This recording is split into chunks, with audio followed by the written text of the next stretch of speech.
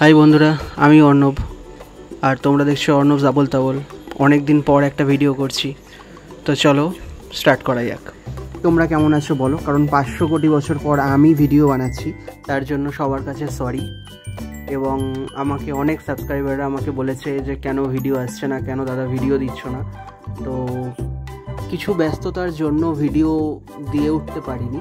তো যাই হোক, সেসব কথা ছাড়ো। দিনটা ছিল রোববার।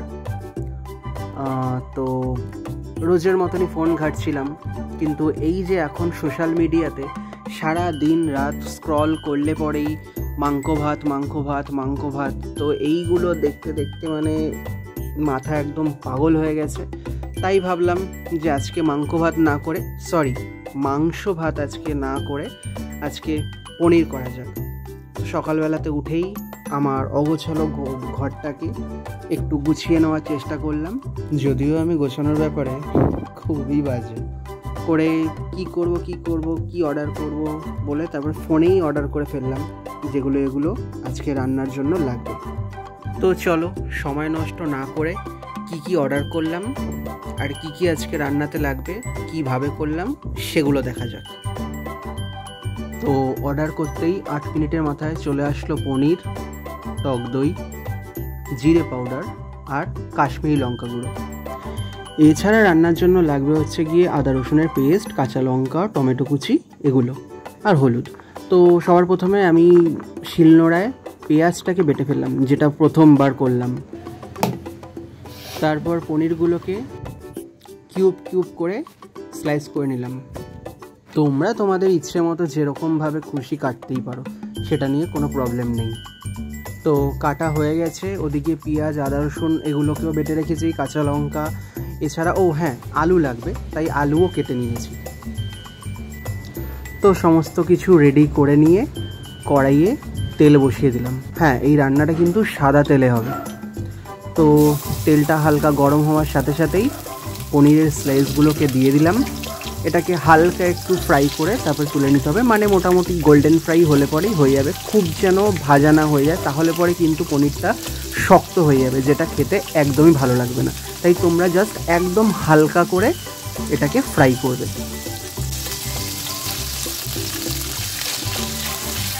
এরকম হালকা গোল্ডেন ফ্রাই হয়ে গেছে, দেখতে পাচ্ছ। হয়ে যাওয়ার পরেই এটাকে আমি তুলে নেব।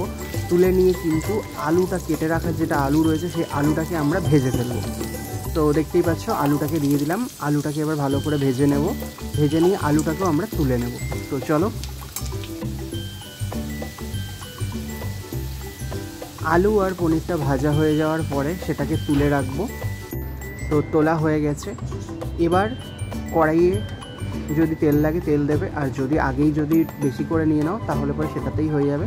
তো তেল গরম হওয়ার সাথে সাথে পেঁয়াজ, আদা রসুন বাটা, কাঁচা লঙ্কা এগুলোকে দিয়ে দেব।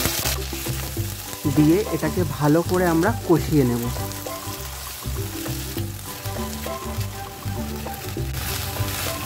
বেশ কিছুক্ষণ কষাবার পর যখন নাকি দেখবো আদা রসুন পেঁয়াজের কাঁচা গন্ধটা চলে গেছে, তখন আমরা এর মধ্যে অ্যাড করে দেবো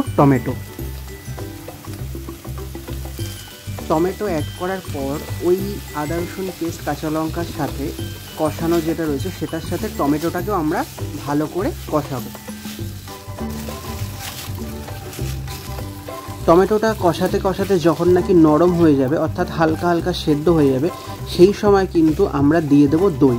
আর দইটা দেওয়ার আগে দইটাকে কিন্তু ভালো করে বাটিতে ফেটিয়ে নিতে হবে। আমি এখানে প্যাকেট দই ইউজ করেছি, তোমরা চাইলে পরে যে কোনো দোকান থেকে এনেও, মানে মিষ্টির দোকান থেকে এনেও সেই দইও তোমরা দিতে পারো। কিন্তু মনে রাখবে দইটা দেওয়ার আগে দইটাকে ভালো করে তোমরা ফেটিয়ে নেবে, যেন দইটার মধ্যে কোনো রকম কোনো দানা যেন না থাকে, কোনো রকম কোনো গ্রেন যেন না থাকে।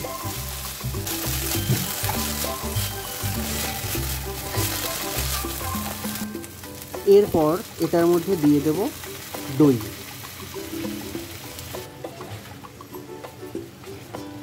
দইটা দিয়েও ভালো করে মিক্স করে নিয়ে ভালো করে ব্যাপারটাকে আমরা কষিয়ে নেব।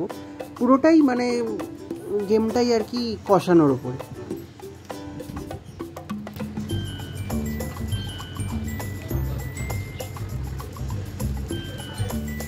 এবার কষাতে কষাতে দেখবে টমেটোগুলো অনেকটাই সেদ্ধ হয়ে এসেছে।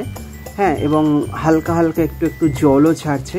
সেই মুহূর্তে আমরা দিয়ে দেবো হলুদ, তারপর অ্যাড করব জিরে গুঁড়ো,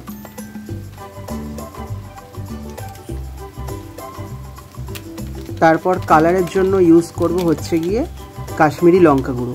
মাথায় রাখবে কাশ্মীরি লঙ্কা গুঁড়ো এটা কিন্তু কালারের জন্য, ঝালের জন্য নয়। তোমরা যদি ঝাল পছন্দ করো তাহলে পরে তোমরা তোমাদের মতন করে লঙ্কা আরও বাড়াতে পারো, ঠিক আছে। তারপর স্বাদের জন্য দিয়ে দেবো পরিমাণ মতো নুন, দিয়ে এই পুরো জিনিসটাকে আরেকবার ভালো করে কষাবো। ওই যে আগেই বললাম এই গেমটাই হচ্ছে কি পুরোটা কষানোর উপরে। তো যত ভালো কষাবে তত ভালো ফ্লেভার বেরোবে, তত ভালো খেতে লাগবে। কিছুক্ষণ ভালোভাবে কষানোর পরে দেখবে টমেটোগুলো প্রায় গলেই গেছে এবং একটা সুন্দর একটা ক্রিমি ব্যাপার এসছে। সেই মুহূর্তে অ্যাড করে দেবো পনির আর আলু, যেটা আমরা ভেজে রেখেছিলাম সেটা অ্যাড করে দেবো। অ্যাড করে দেওয়ার পর এই পুরো জিনিসটাকে আরেকবার ভালো করে মিক্স আপ করে নেব, দিয়ে ভালো করে কষিয়ে নেব।